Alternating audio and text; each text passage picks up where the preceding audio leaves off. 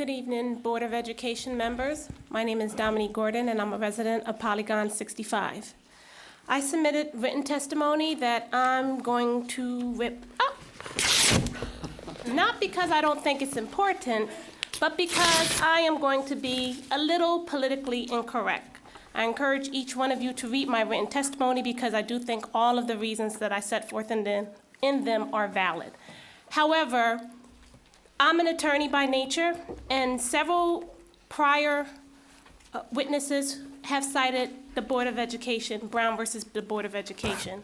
And as an attorney, that's one of the most important cases that we learned in law school. What I wanted to draw to the attention is that Brown versus the Board of Education of Topeka, Kansas, the lead plaintiff of that case was a man named Oliver Brown.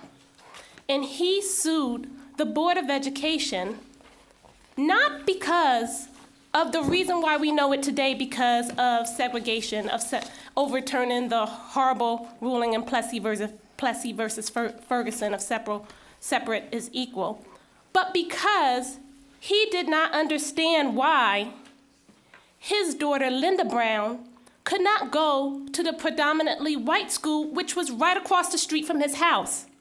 Why did his daughter have to be bused across town to the closest predominantly black school? So it wasn't really a racial issue. Other plaintiffs joined in to make it what we now consider a racial desegregation. It was a busing issue. It was because he thought it was so illogical for his daughter not to go to the closest school. And I want to draw that to the attention. Even today, busing in 54 didn't work, and busing today doesn't work. What you are asking specifically with regards to my polygon is for our residents in Glenmont to be bused more. And I just don't see that as logical. I really don't. We walk to our elementary school, we walk to our high school. I would rather, like my kids did, number 7 and 8, walk to Ellicott Mills than be bused. I don't believe our small feed should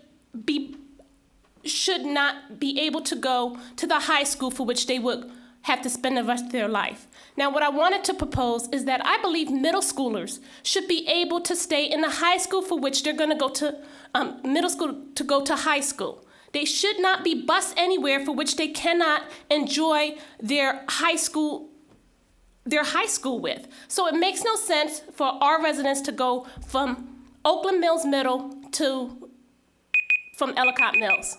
Thank you. Thank you, and I'm going to also invite up folks up to 72. You may go ahead.